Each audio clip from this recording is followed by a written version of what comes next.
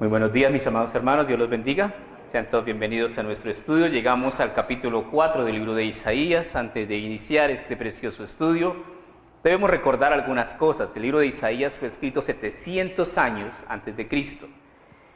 700 más 2019 son 2719 años hace que este libro fue escrito.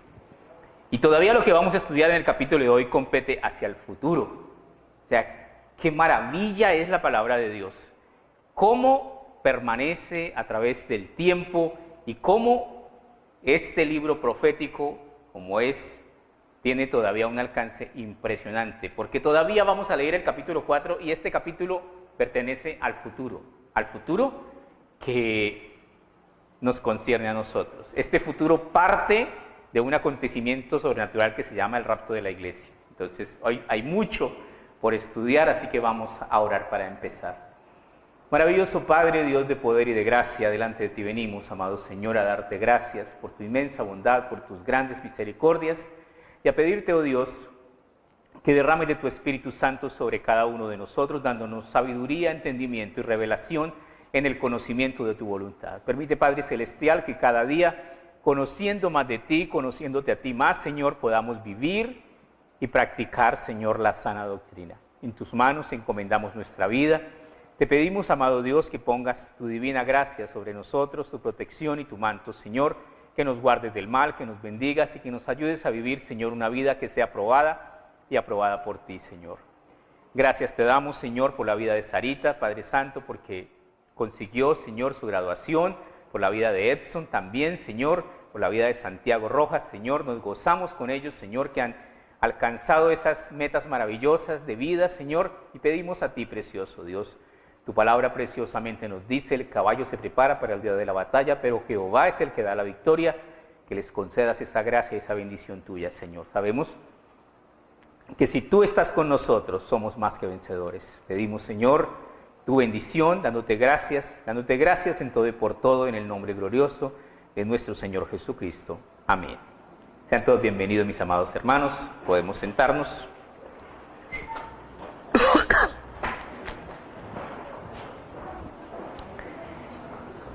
Hace 8 días estudiamos acerca de la educación y que la educación no es la solución, más la solución a los problemas del mundo es Dios. Y algunas personas me dijeron, no, pastores, que quedó como si la educación no fuese importante. La educación es importante. Para aclarar un poquito ese asunto, vamos al libro de Eclesiastés, capítulo 7, versículo 11. Libro de Eclesiastés, capítulo 7, versículos 11 y 12. En Eclesiastés 7 nos escribe el sabio Salomón. Eclesiastés 7, versículo 11 nos dice así: buena es la ciencia con herencia. ¿Qué es la ciencia con herencia? Hay muchos papitos que trabajan duro y les dejan a los hijos una herencia, pero muchas veces se equivocan en que no los capacitaron para administrar esa herencia. ¿Y cómo se les va? Como el agua entre las manos. Entonces nos dice, buena es la ciencia con herencia, y provechosa para los que ven el sol. Que si una persona recibe una herencia y la sabe administrar, le saca buen provecho. Eso es lo que está diciendo. Versículo 12 dice, porque escudo es la ciencia y escudo es el dinero, mas la sabiduría excede en que da vida a sus poseedores. Ahora, hay dos cosas importantes. La ciencia, el estudiar, el prepararnos, nos ayuda, nos abre muchas puertas, muchas oportunidades, nos ayuda en muchas cosas. Y el dinero también, pero la sabiduría excede en que da vida y vida eterna. La sabiduría de la vida, ¿cuál es? Es muy simple. La vida es una firma en nuestra sentencia de muerte. ¿Sí o no? O sea, estar vivo a mí me garantiza que ¿qué? Que me tengo que morir. No nos gusta, pero es una realidad. Entonces, si yo estoy vivo y soy consciente de mi realidad, entonces me debo preparar. ¿Para qué? Para morirme en las manos de Dios. ¿Y morirme cómo? Bien. Buena es la ciencia con herencia, mas la sabiduría excede en que da vida a los que la poseen. Entramos ahora al capítulo 4 del libro de Isaías. Es un capítulo que hay que leer con mucho cuidado. Es un capítulo donde muchos hombres, muchas personas lo han leído y lo han sacado de contexto. Vamos a hacer un ejercicio que no tiene... Levanten la mano los hombres, a ver, hombres con la mano arriba. Vea, bajen la manito. Vamos a leer el versículo 1 del capítulo 4 porque es un versículo donde todo hombre diría, ¡ay, qué belleza! Yo sé que muchos van a decir amén, pero no digan amén. Capítulo 4, versículo 1 dice, echarás mano de un hombre, 7 mujeres en aquel tiempo, diciendo, nosotras comeremos nuestro pan y nos vestiremos de nuestras ropas, solamente permítenos llevar tu nombre, quita nuestro oprobio. Algunos dirían profecía, algunos dirán, uy, no. El punto más importante en este versículo, ¿cuál es? Echarán mano de un hombre, 7 mujeres en aquel tiempo. Esa parte, en aquel tiempo. Lo que debemos descubrir es a qué tiempo se refiere. Se refiere a un tiempo profético que viene después del rapto de la iglesia, después de la tribulación, y está encajando en el final de la gran tribulación.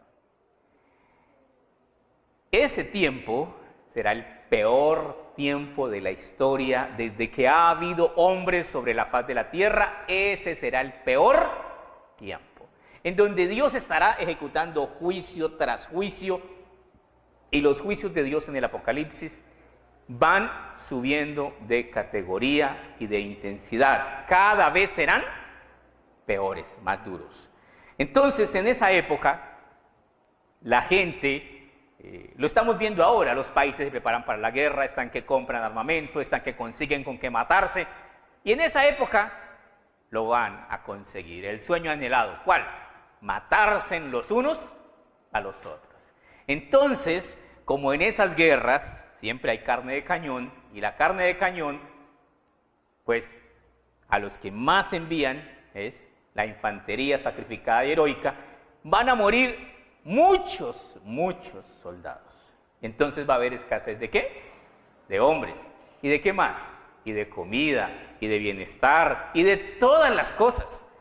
Detallémonos un poquito lo que acabamos de leer. Dice, echar mano de un hombre, 7 mujeres en aquel tiempo, diciendo, nosotras comeremos nuestro pan. Está hablando de la comida, y no está hablando de manjares delicados y apetitosos, está hablando de lo más básico, pan.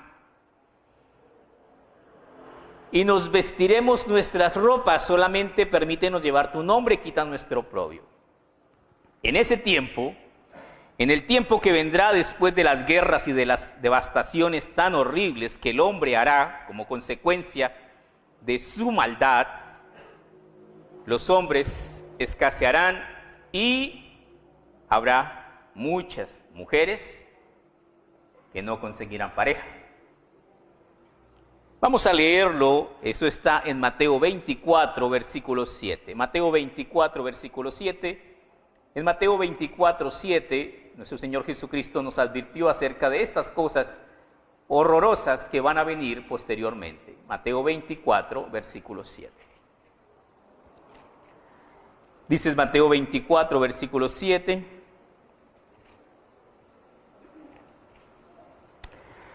Porque se levantará nación contra nación y reino contra reino, y habrá pestes, hambres y terremotos en diferentes lugares.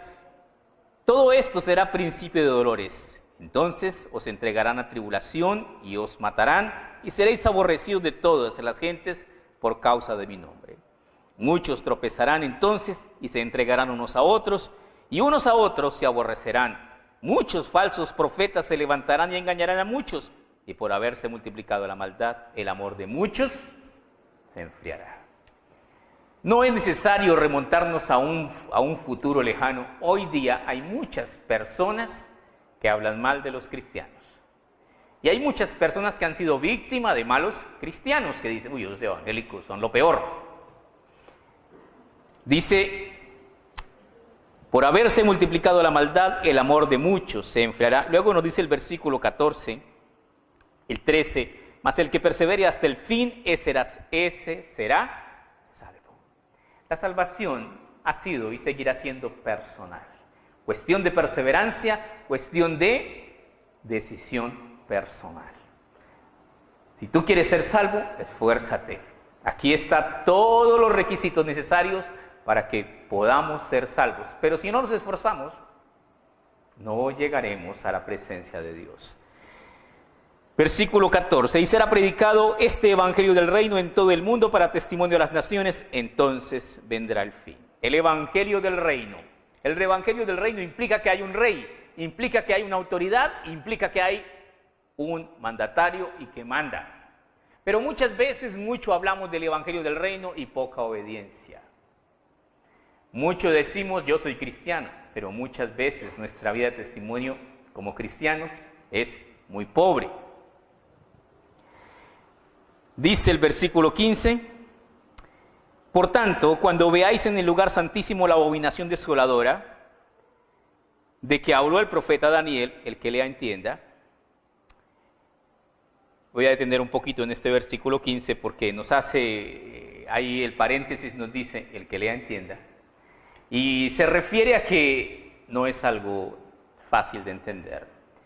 ¿Cuál será la abominación desoladora? La abominación desoladora es un acto cuando el anticristo, que será levantado por la religión, que será apoyado por los religiosos del mundo.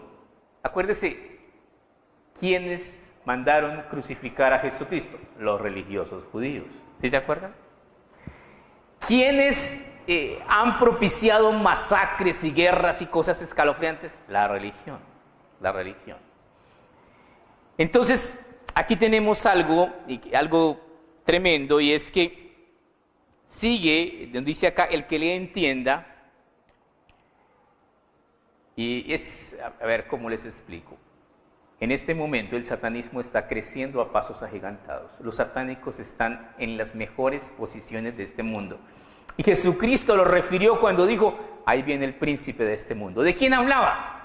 Y él no tiene parte conmigo. ¿De quién hablaba? ¿Quién es el príncipe de este mundo? Satanás.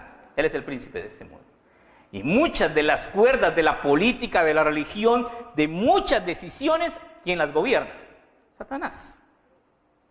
El mundo entero está bajo el maligno. Entonces nosotros debemos entender eso y no se nos debe extrañar que Jesucristo va a venir, pero Satanás quiere su cuarto de hora. Y antes de que Jesucristo venga en la segunda venida, Satanás tendrá su recreo en la tribulación y en la gran tribulación. Entonces, hoy día están ocurriendo muchas cosas. El ecumenismo, ¿qué es el ecumenismo? Todos con una sola mente. Usted adora a Buda, usted adora a Alá, usted adora a quien sea. Tenemos una cosa en común, todos adoramos algo y vamos a darnos la mano y vamos a ser ecuménicos. ¿Y eso qué quiere decir eso? No, pues que tenemos diferencias, pero nos aceptamos. Cuando tú tengas diferencias con Dios, ¿será que Dios te aceptará? No. Cuando tú tengas diferencias con Dios, Dios te echará al lugar más lejano de su presencia. ¿Cuál es? El lago de fuego. Nuestros conceptos difieren a los conceptos de Dios. Nuestros razonamientos no son los razonamientos de Dios. Entonces, ¿qué es lo que quiere Dios? Que nosotros aprendamos a pensar como ¿quién? Como Él. El concepto de Dios es muy simple. Sed santos, porque yo, Jehová vuestro Dios, soy santo. Y sin santidad nadie verá a Dios. Pero eso implica muchas cosas. Eso implica que yo aprenda a hacer juicio entre lo bueno y lo malo, lo que me conviene y no me conviene, entre lo que Dios aprueba y lo que Dios no aprueba. Eso implica que yo aprenda a tener la mente de Dios. Y Él no lo explicó cuando dijo, porque mis pensamientos no son como vuestros pensamientos, ni mis caminos como vuestros caminos.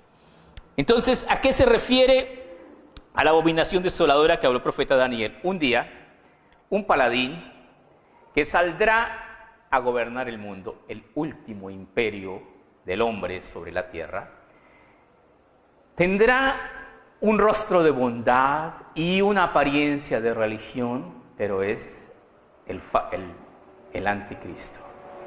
El anticristo saldrá y engañará a todo el mundo. ¿Por qué? Porque la gente no quiere escuchar la palabra de Dios. La gente quiere escuchar ¿qué? Cuentos, embustes, mentiras. Y Él les dirá lo que quieren oír. Y cazará como anillo al dedo a muchas personas, a la amplia mayoría.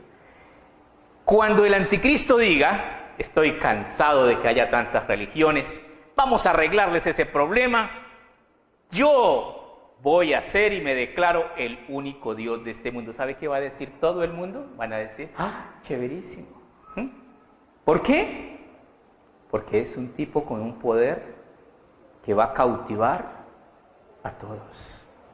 Un hablador de esos que le venden un hueco. Y ese es el anticristo. Cuando nosotros como cristianos despreciamos la verdad del Evangelio de Cristo, estamos listos para tragarnos ¿qué? La mentira de Satanás. Y eso es lo que Satanás va a hacer. Entonces, ¿qué es lo que dice? Dice, pero cuando veis en el lugar santísimo la abominación desoladora que habló el profeta Daniel, que el anticristo se sienta en el templo de Dios en Jerusalén, que no existe, pero él mismo lo va a ayudar a edificar, el que lee entienda. Quiere decir que una amplia mayoría del mundo y de los judíos no va a entender y al contrario va a decir, este es el líder del mundo. Eso van a decir. Y una pequeña minoría van a entender que es la abominación desoladora. Entonces, los que estén en Judea huyan a los montes. El que esté en la azotea no descienda para tomar algo de su casa. El que esté en el campo no vuelva atrás para tomar su capa. Mas hay de las que estén en cinta y de las que críen en aquellos días, orad pues que vuestra huida no sea en invierno ni en día de reposo. ¿Por qué en invierno? Porque es muy frío, hay nieve. ¿Por qué en día de reposo? Porque no caminan los judíos más de X cantidad de pasos. Y si tienen que correr, no van a correr. ¿Y se van a dejar matar?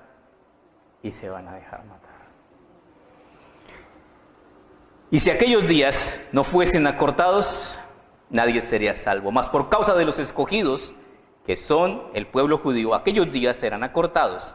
Entonces si alguno dijere, mirad, aquí está el Cristo, o mirad, allí está, no lo creáis. Porque se levantarán falsos cristos y falsos profetas, y harán grandes señales y prodigios, de tal manera que engañarán, si fuere posible, a los escogidos.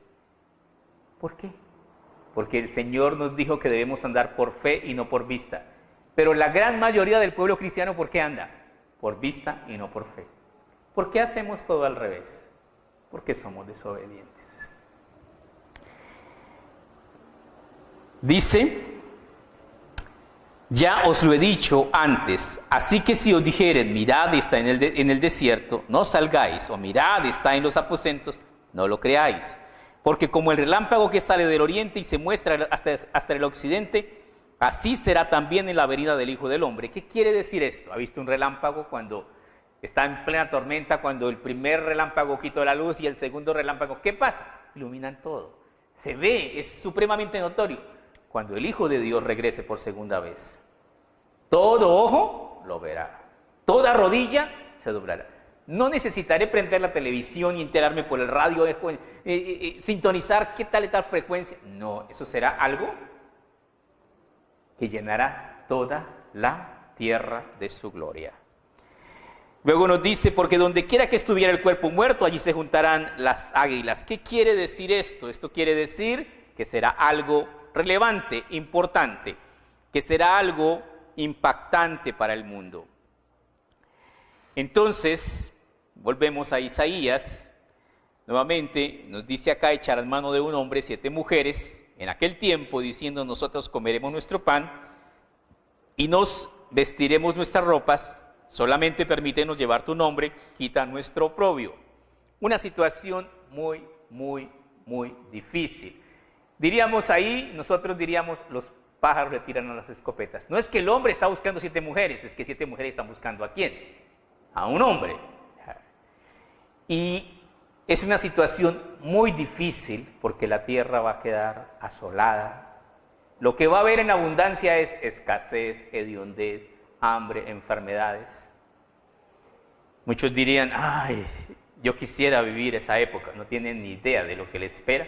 en esa época, que será el tiempo más horrible que ha habido sobre la tierra. Versículo 2. En aquel tiempo, nuevamente nos habla hacia el futuro del pueblo judío, en aquel tiempo el renuevo de Jehová será para hermosura y gloria, y el fruto de la tierra para grandeza y honra a los sobrevivientes de Israel. Qué versículo tan precioso. Pero ¿qué dice este versículo 2? Otra vez se remonta al futuro. En aquel tiempo, el renuevo de Jehová. ¿Quién es el renuevo de Jehová? Uno de los nombres de Jesús es ¿cuál? Renuevo. Está hablando en aquel tiempo el Mesías de Dios, Jesucristo, será para hermosura y gloria. Y es maravilloso entender un versículo como este. Y el fruto de la tierra para grandeza y honra a los sobrevivientes de Israel.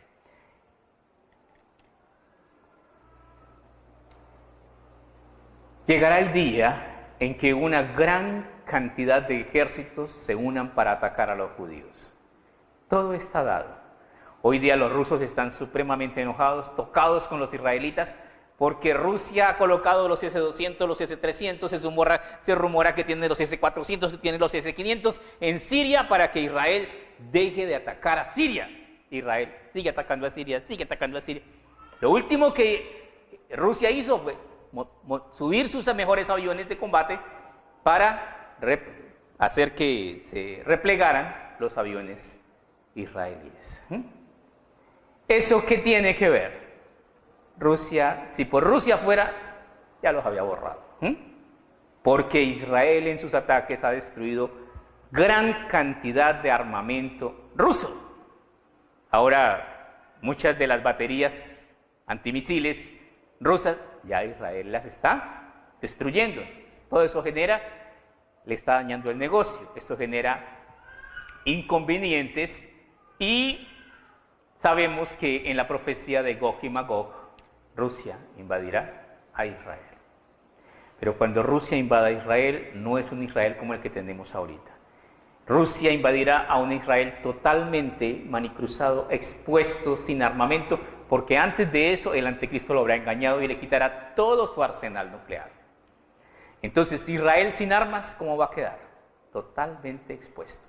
Y encima lo ataca Rusia, lo ataca China, y encima lo va a atacar toda una coalición de ejércitos, y en ese momento va a haber una masacre sobre Israel. Y justo en ese momento regresa nuestro Señor Jesucristo en la segunda venida.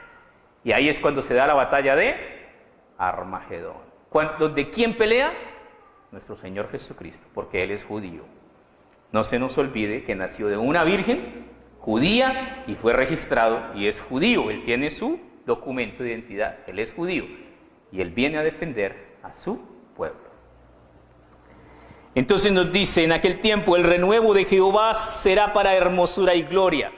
¿Usted cómo cree que los judíos van a ver a Jesucristo cuando Él los defienda? Ese es el héroe, el superhéroe, sí Señor, lo van a ver.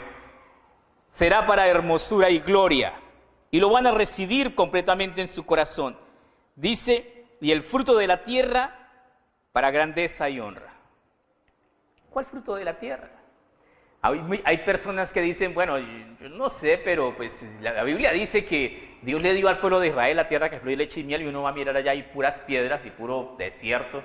Eso es una tierra prometida, pero prometida que era mala tierra o qué? No, era buena tierra. ¿Qué ha hecho de la tierra de Israel ese desierto? El pecado del pueblo. ¿Qué se puede hacer? ¿Qué puede hacer Dios? Dios puede hacer proezas. Cuando nuestro Señor Jesucristo regrese por segunda vez, la tierra de Israel rebosará en agua. Además de eso, Dios traerá un árbol especial que nacerá por cada ribera del río que va a ser Dios y que nacerá desde el mismo altar de Dios. ¿Y qué árbol es ese? Es el árbol de la vida. ¿Que produce cuántos frutos? 12 frutos. ¿Qué quiere decir eso? O sea que después de las guerras y de las devastaciones, ¿en dónde va a haber comida en abundancia? En Israel. En Israel. Porque de una manera sobrenatural aparecerá un árbol que no existe y que cada mes produce un fruto. Y no solamente eso, los frutos son para que la gente se los coma, pero las hojas curan todas las enfermedades que el hombre pueda tener. Entonces, ¿qué habrá en Israel? Comida y medicina. ¿Y qué leemos allí? Dice, y el fruto de la tierra para grandeza y honra a los sobrevivientes de Israel. ¡Qué grandeza, qué espectáculo! ¿Qué cosa es ver un árbol que produzca 12 frutos que cada mes cambie de cosecha? Eso es. Ahora van a producir continuamente abundante fruto y las hojas curan todas las enfermedades. Versículo 3. Acontecerá que el que quedare en Sión y el que fuere dejado en Jerusalén será llamado santo. Todos los que en Jerusalén estén registrados entre los vivientes. Este versículo 3 es un versículo maravilloso. Vamos a leer en el libro de Zacarías, capítulo 13, versículo 1, Zacarías 13, 1. Y vamos a leer allí en Zacarías algo muy especial que Dios hará en el corazón del pueblo judío. Zacarías, capítulo 13, versículo 1. En aquel tiempo, ¿sí se da cuenta la relación? El mismo comienzo. En aquel tiempo habrá un manantial abierto para la casa de David y para los habitantes de Jerusalén, para la purificación del pecado y de la inmundicia. Presten mucha atención. Aquí hay un pecado especial al cual se le denomina el pecado de la inmundicia. ¿Cuál será el pecado de la inmundicia? Preste atención y lo vamos a descifrar. En aquel día, dice Jehová de los ejércitos, quitaré de la tierra los nombres de las imágenes y nunca más serán recordadas. Y también haré cortar de la tierra los profetas y el espíritu ¿de qué? De inmundicia. Fíjese cómo nos va llevando. Nos está diciendo que a través de los profetas venía el espíritu de inmundicia. ¿Qué es el espíritu de inmundicia? La falsa profecía. Oiga, ¿y en su iglesia dan profecía? ¿Qué clase de profecía dan en su iglesia? ¿La profecía de la Biblia o la que le dicen al oído? ¿O el espíritu de inmundicia que está refiriéndose acá? Esa profecía al oído es el espíritu de inmundicia. Abra bien su entendimiento, mire bien y dése cuenta. Sigamos leyendo. Dice, acontecerá que cuando alguno profetizare, aún le dirá su padre y su madre que la engendraron, no vivirás. ¿Por qué has hablado mentira en el nombre de Jehová? ¿Por qué lo determina espíritu de inmundicia? Porque era pura ¿qué? Mentira. Por eso. Y se decía en el nombre de ¿quién? En el nombre de Jehová. ¿Qué es lo que hay hoy día casi en todas las iglesias evangélicas? Ahí está. El espíritu de inmundicia. Estamos hablando de que llegará un día en que realmente los judíos abrirán su corazón a Jesucristo y no tolerarán ningún fraude, ningún engaño, ninguna cosa torcida en su relación con Dios. Y el que se tuerza, lo matan. Sigamos leyendo. Acontecerá que cuando alguno profetizare, aún le dirá a su padre y su madre que le engendraron, no vivirás porque has hablado mentira en el nombre de Jehová. Y su padre y su madre que le engendraron, ¿qué dice? Le traspasarán cuando profetizare. ¿Qué significa esto? Serán santos, devotos, consagrados, dedicados. ¿A quién? A Dios. Su fe estará por encima ¿de qué? De todo lo demás. Absolutamente todo. O sea, que un padre matará a su hijo por su fe. Sí. Para que aprenda a no decir mentiras. ¿En el nombre de quién? El celo por tu casa te consume. Entonces, versículo 4. Dice, sí. Y sucederá en aquel tiempo que todos los profetas se avergonzarán de su visión cuando profeticen, ni nunca más vestirán el vestido velloso para mentir. ¿Qué significa eso? ha visto que algunos usan capas, ¿sí? Y usan vestidos muy curiosos. A eso también se está refiriendo. Y dirá: no soy profeta, labrador soy de la tierra, pues he estado en el campo desde mi juventud. ¿Qué significa esto? El pueblo judío volverá al campo, volverán a labrar, volverán a trabajar sosegadamente y vivirán felices. Aquí es donde encontramos en este versículo 6 el encuentro personal entre Jesús y los judíos que sobrevivan. ¿Al qué? Al exterminio de la tribulación y la gran tribulación. Mira lo que dice. Y le preguntarán: ¿qué heridas son estas en tus manos? Y él responderá: con ellas fui herido en la casa de mis amigos.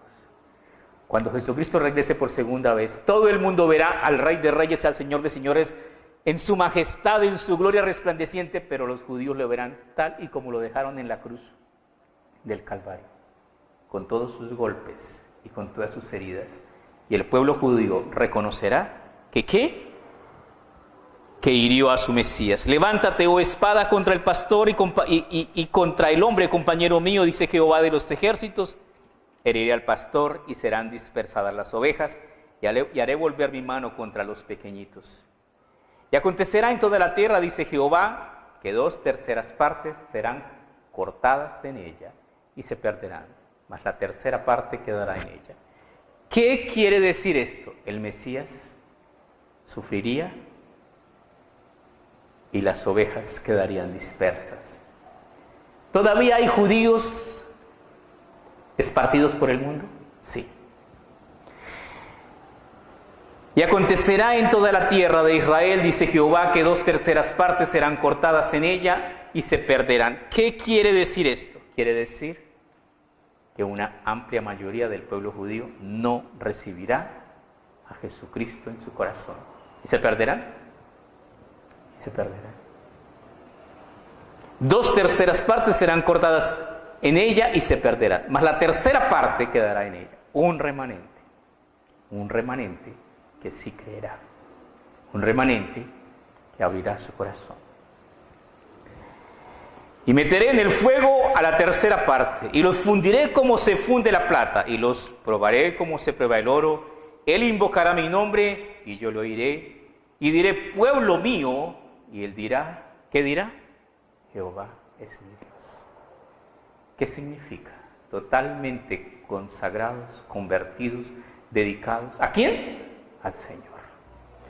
Que había sido y ha sido siempre el propósito de Dios. Volvemos a Isaías y seguimos nuestra lectura. Vamos en el versículo. Vamos para el 4. Sí. Cuando el Señor lave las inmundicias de la hija de Sión y limpie la sangre de Jerusalén, de en medio de ella, con espíritu de juicio y con espíritu de devastación. ¿Qué significa esto? Es algo terrible. Espíritu de juicio y espíritu de devastación nos habla de la forma como Dios va a ejecutar juicio sobre la tierra. ¿Cuál es esa forma? Apocalipsis 19.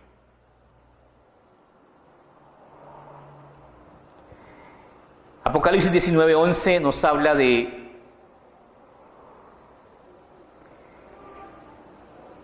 la venida de Cristo, la segunda venida de Cristo. No vendrá amoroso, dulce, manso y tierno, vendrá en juicio, en ira. Dice Apocalipsis 19:11, entonces vi el cielo abierto y aquí un caballo blanco, y el que lo montaba se llamaba Fiel y Verdadero, y con justicia juzga y pelea. Sus ojos eran como llama de fuego, y había en su cabeza muchas diademas, simbolizando su total autoridad, y tenía un nombre escrito que ninguno conoce, que ninguno conocía sino él mismo. Estaba vestido de una ropa teñida de sangre, y su nombre es el Verbo de Dios. ¿Por qué una ropa teñida de sangre? Porque Él es Jehová de los ejércitos, porque Él es el Cordero de Dios, porque Él solo pelea. Tiene ejércitos, pero Él es suficiente. Y los ejércitos celestiales, vestidos de lino finísimo, blanco y limpio, le seguían en caballos blancos, y de su boca sale una espada aguda para herir con ella a las naciones, y las regirá con vara de hierro y él pisará el lagar del vino del furor de la ira del Dios Todopoderoso. ¿Quién? El Cordero de Dios. Él ejecutará el juicio. Y en su vestidura y en su muslo tiene escrito este nombre: Rey de Reyes y Señor de Señores. Y vi un ángel que estaba en pie en el sol y clamó a gran voz diciendo a todas las aves que vuelan en medio del cielo: venid, congregaos a la gran cena de Dios. No era la cena de Navidad ni la de Nochebuena. Es una masacre lo que Dios va a hacer. ¿Por qué? Porque horrenda cosa es caer en manos ¿de quién? De un Dios vivo. Porque no te imaginas qué es ser víctima de la ira de Dios. Para que comáis carne de reyes, de capitanes, carne de fuertes, carne de caballos y sus jinetes, carnes de todos, libres y esclavos, pequeños y grandes. Hay una pregunta muy curiosa y una respuesta con ello también muy curiosa. Cuando Jesucristo regrese por segunda vez, ¿sabe usted quién lo estará esperando? La iglesia ya no está en la tierra, entonces ¿quién lo estará esperando? Su pueblo. Lo estará esperando el anticristo con todos los ejércitos del mundo para pelear contra Jesucristo. ¿Usted se imagina qué es un ejército global de todo el mundo con todas las armas nucleares, con todo lo que el mundo en este momento tiene para autodestruirse? Estarán esperando para atacar al Cordero. ¿Y sabe qué va a pasar? Lea. A la gran batalla, peor que la primera, que la segunda, que la tercera guerra mundial, Dios no le dedica ni un renglón en la Biblia. Ni siquiera hay batalla. Mira. Y vi la bestia y los reyes de la tierra y sus ejércitos reunidos para guerrear contra el que montaba el caballo y contra su ejército. O sea que están listos, ¿para qué? Para aniquilarse. Versículo 20, parece que faltó ahí un versículo más. Pero ¿y qué pasó con la batalla? ¿En dónde? ¿Cuántos heridos? ¿Cuántos muertos? Todos muertos. ¿Y qué dice en el versículo 20? Y la bestia fue apresada y con ella el falso profeta, que había hecho delante de ella las señales con las cuales había engañado a los que recibieron la marca de la bestia y habían adorado su imagen. Estos dos fueron lanzados vivos dentro de un lago de fuego que arde con azufre. Pero ¿qué daño le hicieron al Cordero? Nada. Pero ¿cuántas bajas hubo en el ejército celestial? Ninguna. ¿Pero qué significa eso?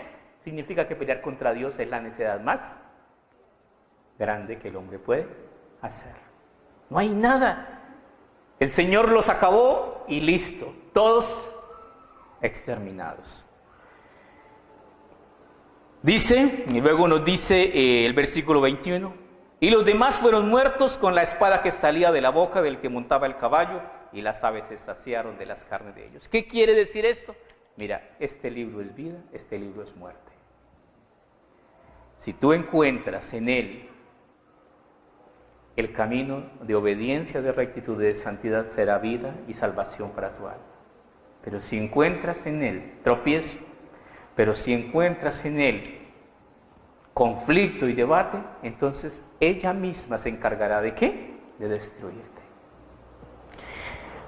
Volvemos a Isaías y seguimos en el capítulo 4, dice el versículo 5, y creará Jehová sobre toda la morada del monte de Sión y sobre todos los lugares de sus convocaciones, nube y oscuridad de día.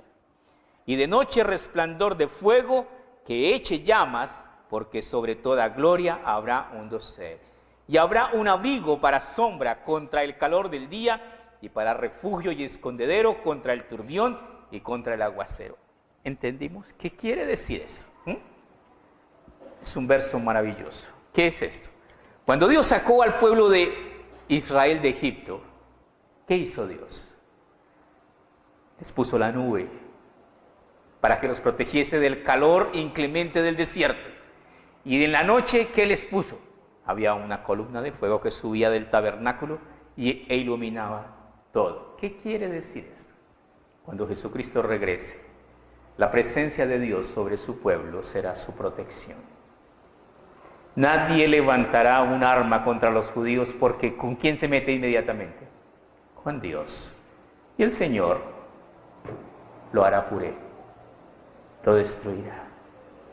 Israel se dedicará a alabar y adorar a Dios y a predicar el glorioso evangelio de Jesucristo, y Dios se encargará de convertir a Jerusalén en lo que siempre ha sido, Jerusalén, ciudad de paz. Y la paz vendrá porque el príncipe de paz gobernará en Jerusalén. Terminamos nuestro estudio con un par de versículos. El Salmo 32, versículo 9, nos da una invitación de Dios, Salmo 32, versículo 9, a ser sensibles. Dice el Salmo 32, versículo 9, no seas como el caballo, como el mulo sin entendimiento, que han de ser sujetados con cabresto o con freno, porque si no, no se acercan a ti. ¿Qué quiere decir esto? Acerquémonos a Dios voluntariamente. Seamos mansos. Aprendamos a inclinar nuestra cabeza delante de Dios, a doblar nuestras rodillas. ¿Por qué? Porque Él es el Rey del universo. Porque Él es nuestro Dios. Él nos formó. ¿Para Dios matarnos es muy difícil? ¿Sabes cuál es la respuesta? No. Nuestra fragilidad es tan... Somos, dice la palabra del Señor, como una neblina. ¿Qué pasa? Libro de Isaías, capítulo 66, versículo 2, Isaías 66, 2.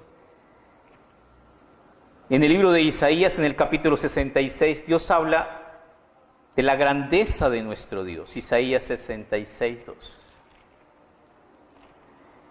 Y nos habla de algo muy hermoso acá.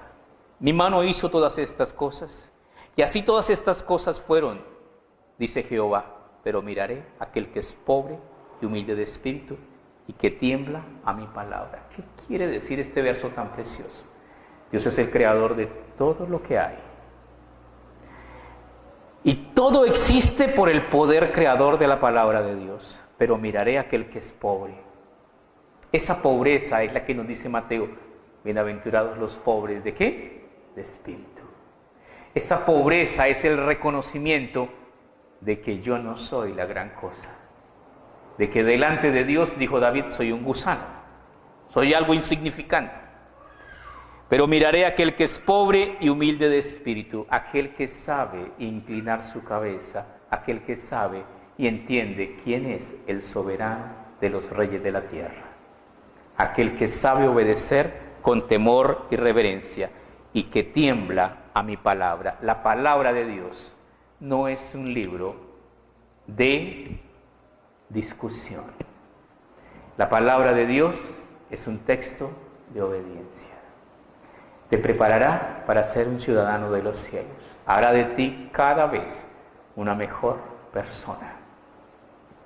Porque Dios quiere que nosotros seamos perfectos, como le dijo Dios a Abraham. Abraham, y él respondió, heme aquí, Señor.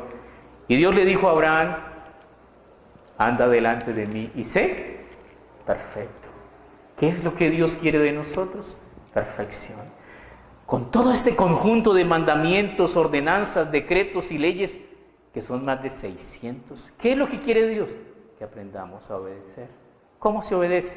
Al pie de la letra. Vamos a orar. Maravilloso Padre, te damos gracias por tu preciosa palabra, Señor, porque ella nos muestra cómo tú eres un Dios de propósitos eternos. Tienes un propósito maravilloso con el pueblo de Israel. Los has llamado, Señor, tú los elegiste, son tu heredad, son tu pueblo, y al final el remanente de Israel será salvo. También a nosotros, los que no somos de tu pueblo, nos has dado una divina gracia. También nos has llamado, también nos has ofrecido un maravilloso lugar cerca de ti, y nos das, Señor, de tu Santo Espíritu, Señor, para que vivamos una vida en santidad y en obediencia. Gracias te damos por tu gracia. Gracias por los buenos pensamientos que tienes para con cada uno de nosotros.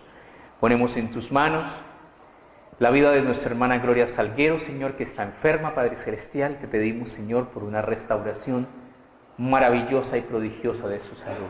Oh Dios Todopoderoso, pedimos, amado Dios, para que tú la bendigas y la sanes, oh Dios nuestro. También bendecimos, Señor, a nuestros hermanos, oramos por cada uno de nosotros, Señor, el que se encuentre enfermo, necesitado, en toda situación, que tú seas propicio a cada uno de nosotros, Señor. Bendícenos y bendice, Padre Celestial, nuestras ofrendas, nuestros diezmos, Señor, lo que voluntariamente presentemos ante ti, y danos, Señor, la sabiduría y la sensatez para hacer las cosas de manera obediente y correcta delante de ti. Tu palabra dice, cada uno dé como propuso en su corazón, no por tristeza ni por necesidad, porque Dios ama al dador alegre. Para el Hijo de Dios, para aquel que verdaderamente quiere obedecer a Dios, la palabra de Dios nos es un compromiso. Ayúdanos, Señor, a no encontrar tropiezo en ella, sino deleite, Señor. Gracias te damos, amado Dios, en todo y por todo, en el nombre de Cristo Jesús, nuestro amado Salvador. Amén.